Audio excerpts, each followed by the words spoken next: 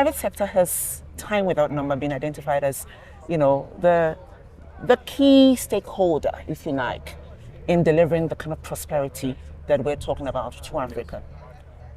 The story has always been that, there are funding issues. Yes. With your background, how do we address this issue? Okay, so, the truth is when it comes to, those of us who invest in private sector companies, what we've always been worried about is whether the projects or the businesses are bankable.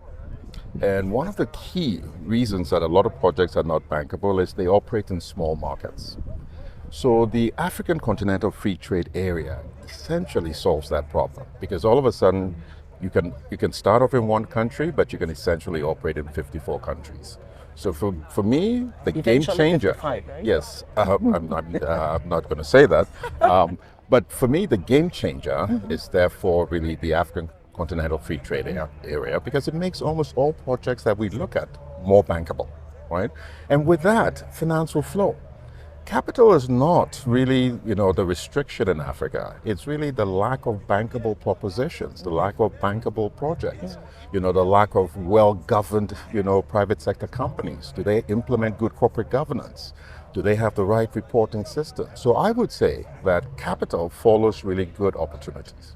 Listening to you, I'm thinking more of small, medium scale enterprises. Okay. And Yes. you make mention of, some key factors that usually a big concern, like lack of keeping their books. What would be your advice to that SME player who is watching this video? My advice is really continue to improve your own capacity as a small and medium enterprise. Continue to have strategic discussions so you're able to access the right markets. You're able to really plan your business as well. Continue to provide very good, coherent annual reports and so on. And then really financiers will begin to look at you as better operated entities, and the monies will come.